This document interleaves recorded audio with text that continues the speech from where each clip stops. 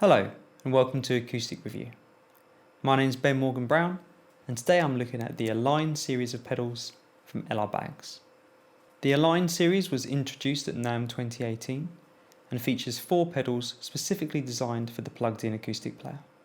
The Session pedal features a saturation control inspired by studio recording chains and also has a Comp EQ control that controls 3 bands of compression focusing on common problem frequencies with plugged-in acoustics.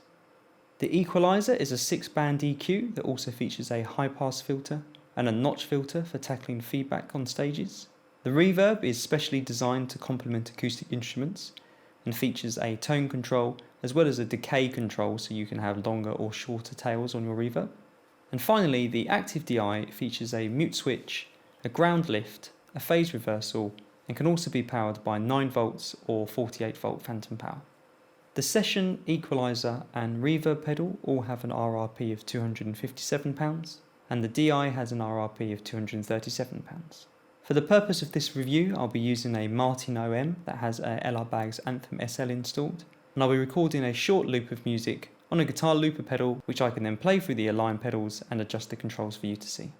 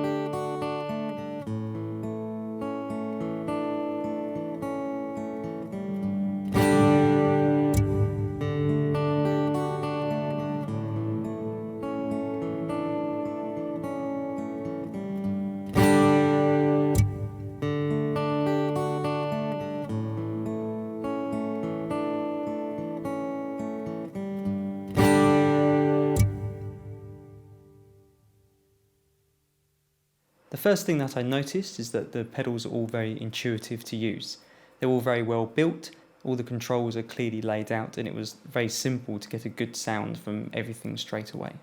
As I said, the pedals are very well built, and I think they definitely stand up to some serious gigging.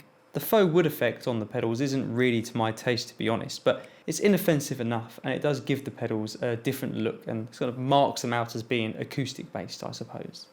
The DI has a clean and transparent sound with no audible artifacts, and the fact that it runs off 9 volts battery, 9 volt power supply or 48 volts phantom power means you shouldn't have any problems turning up to a gig and be able to power the DI. I think the mute button's a really useful feature as well, because it means if you're tuning instruments or changing instruments, you can cut the signal to the desk and not worry about, bangs and clangs going through the PA as you're unplugging and plugging things in. I found that the EQ was very simple to use, and I got a good sound out of it with just some small adjustments. Although, speaking of small adjustments, the actual controls for the EQ themselves are quite small, and I think if you needed to adjust those during a gig or in the middle of a set when you suddenly had to reach down and kill some feedback, that might be a little bit fiddly, so it'd probably be a good idea to get really used to which dial is controlling which frequency before you take it into a gigging situation.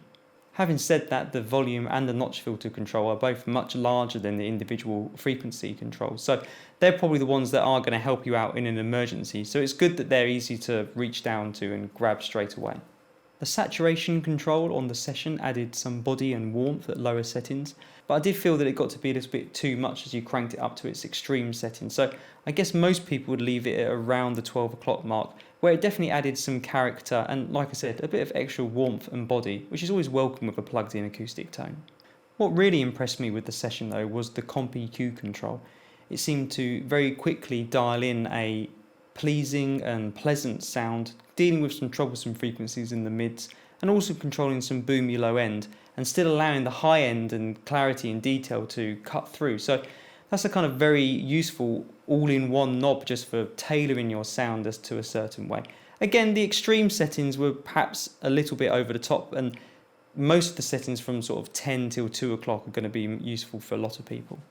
The reverb is a very musical effect that didn't get too splashy or too kind of bathroom sounding, even at extreme settings.